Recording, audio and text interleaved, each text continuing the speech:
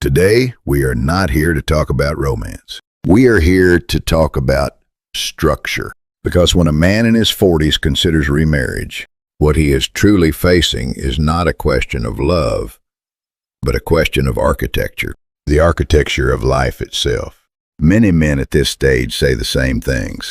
I'm lonely. I'm tired of being alone. I just want someone by my side. And let's be clear, there is nothing irrational about these feelings.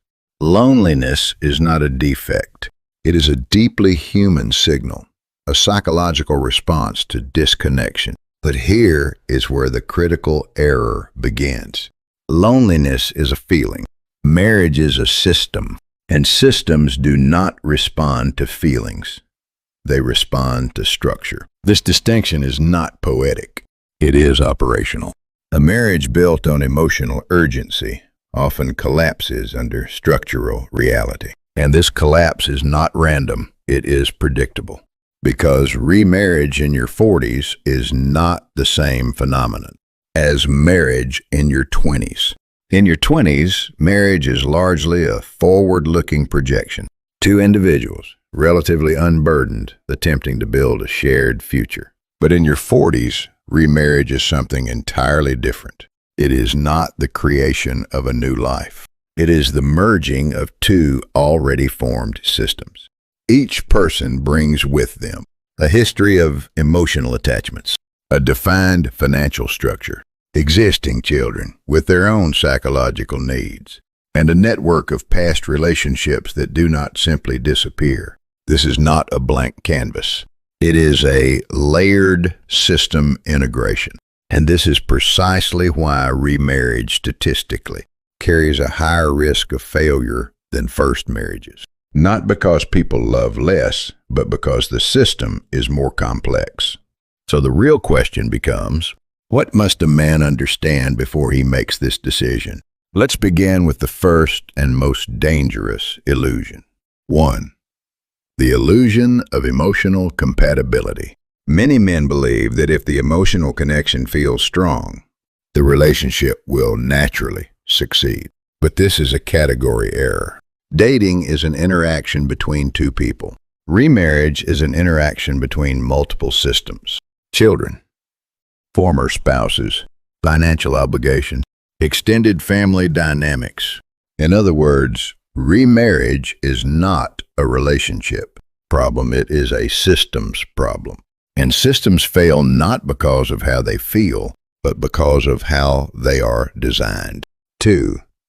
The trap of late-life romantic idealism. After divorce, some men adopt a powerful psychological stance. This time, I will marry for love alone. It sounds noble, even courageous, but in reality, it is one of the most dangerous positions a person can take. Because love is an emotional state. Marriage is a temporal contract. Love exists in moments. Marriage exists across time. And time is not governed by emotion. It is governed by consistency, conflict management, and structural resilience. The philosopher might say, love is the spark. Marriage is the system that must survive after the fire fades. Moments are beautiful, but time is unforgiving. This is why remarriage requires not more passion, but more structural intelligence. 3. The failure of self-recognition. Perhaps the most critical risk for men after divorce is this. They do not fully understand their own patterns. Instead, they explain the past like this. She was the problem. She changed. The situation was bad. But from a philosophical and psychological standpoint, these explanations often represent a failure of self-observation, because it is always easier to judge others than to examine oneself. And here we encounter a profound insight from an ancient text, Tibetan Book of the Dead. Although this text describes the state of consciousness after death, its core message is deeply relevant to life and to relationships. It tells us, human beings mistake their own projections for reality. In the text, this state is called, Bardo, a transitional state. where consciousness encounters visions shaped not by external reality, but by its own accumulated patterns, fears, and attachments. The crucial insight is this: what you see is not objective truth. It is your own mind reflected back at you. Now consider this in the context of marriage. When a man says, "She was selfish, she changed, she was the problem," we must ask a more difficult question. How much of that perception was shaped by his own fears, his own expectations, his own unresolved emotional patterns? Because often what we perceive in others is not purely them. It is our interpretation of them. An interpretation is never neutral. It is structured by our past, projection, and repetition.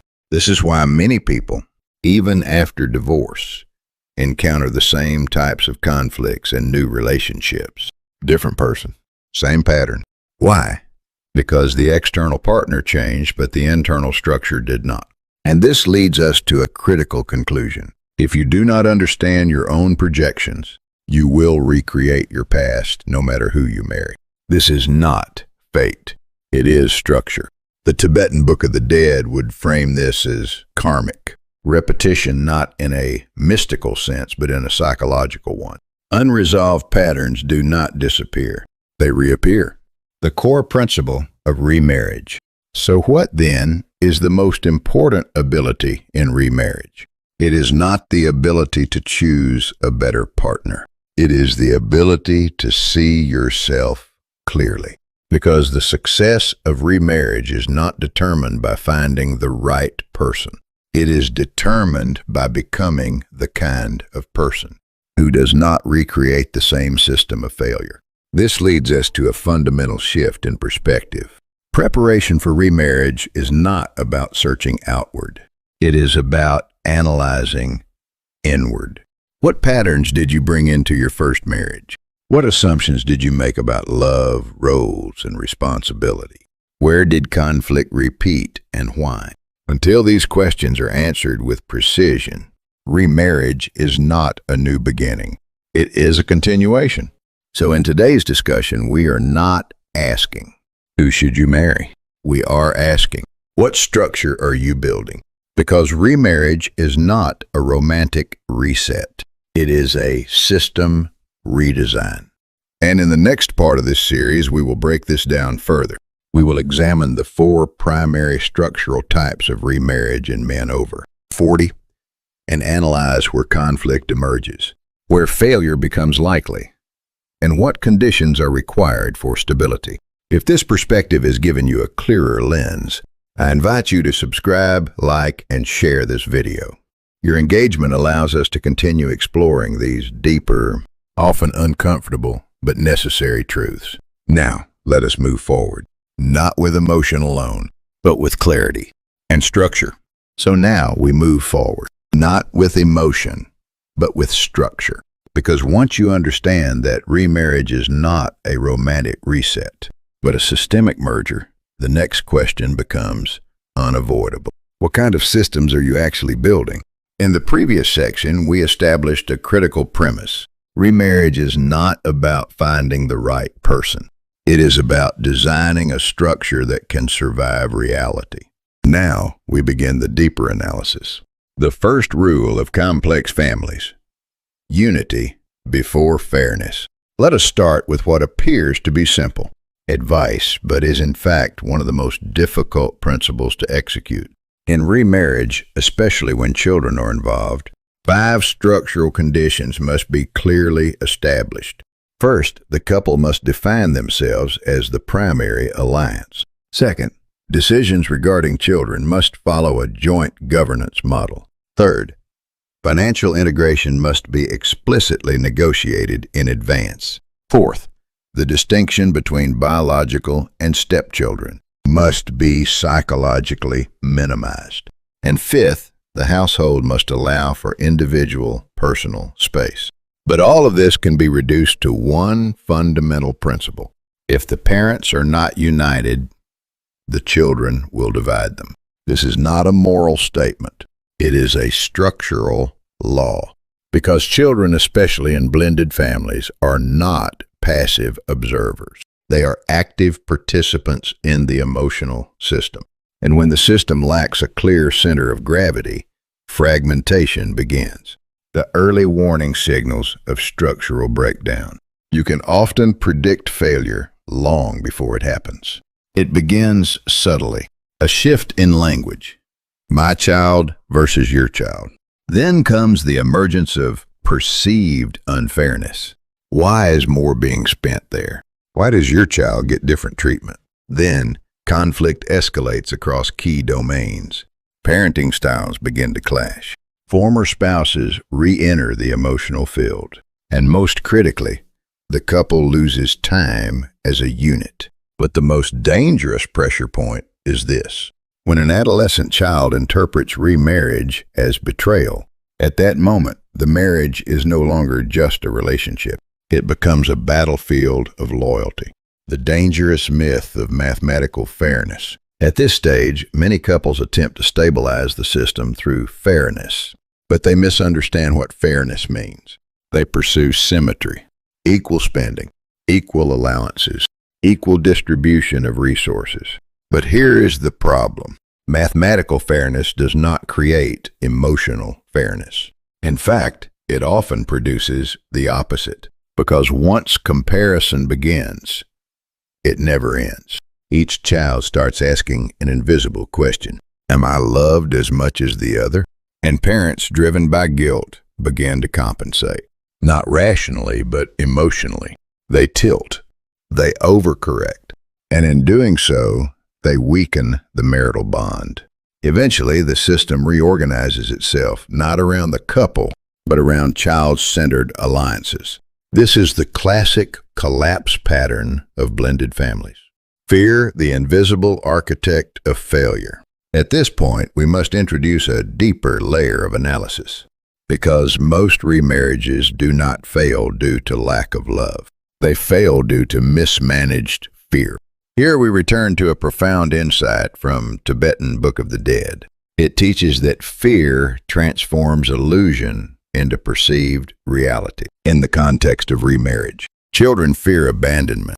Parents experience guilt and attachment anxiety. And these internal states manifest externally as division, control, defensiveness.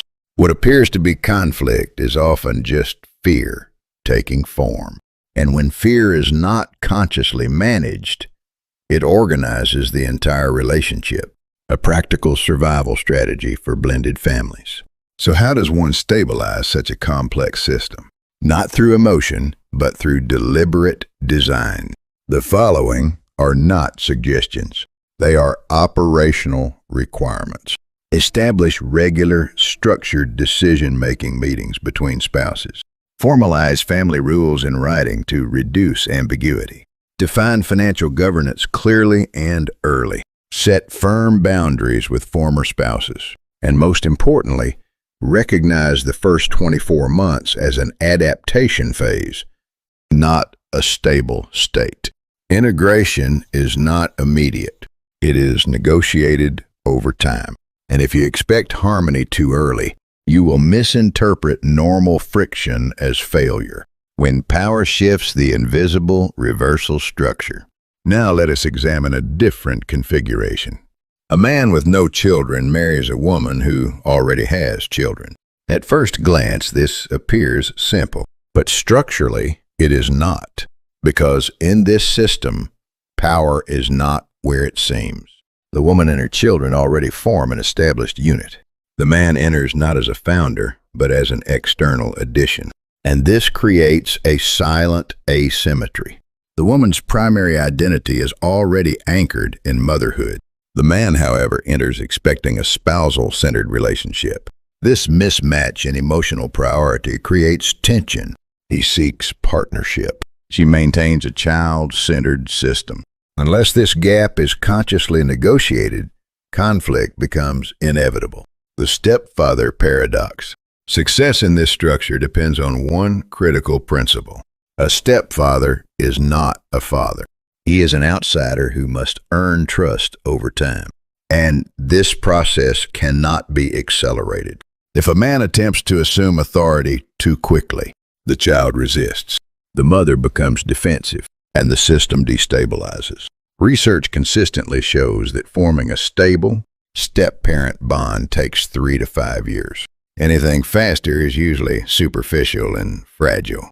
The psychological trap, overinvestment, and emotional withdrawal. Many men begin this journey with high levels of commitment. They invest financially. They invest time. They invest emotionally. But when acceptance from the child does not follow, a dangerous internal shift occurs. Resentment. And eventually, a question emerges. Am I an outsider in my own home? This is the breaking point.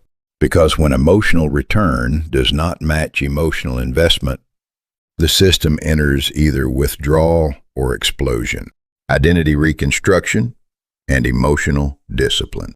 This structure is not just relational, it is existential. The woman operates from an established maternal identity. The man must construct a paternal identity from nothing, and that process requires patience, restraint, and emotional discipline. Again, the insight from Tibetan Book of the Dead becomes relevant.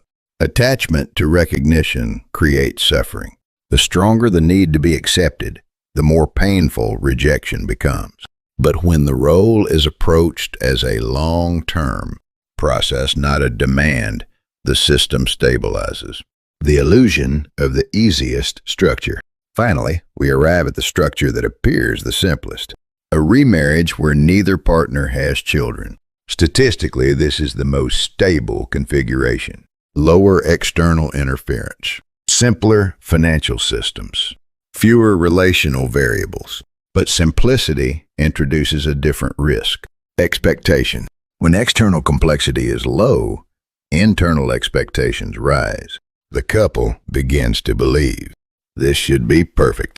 And when even minor conflict appears, it is over-interpreted. Is this failing too? This is the paradox. The fewer the problems, the higher the expectations. And high expectations, if unmanaged, become a new source of instability. Final insight. Remarriage is not a second chance. It is a second pattern. At the deepest level, remarriage is not about correcting the past.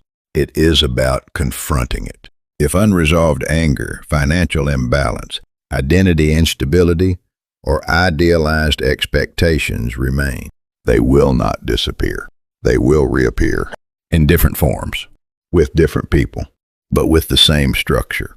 As the Tibetan Book of the Dead reminds us, suffering begins the moment we mistake illusion for reality.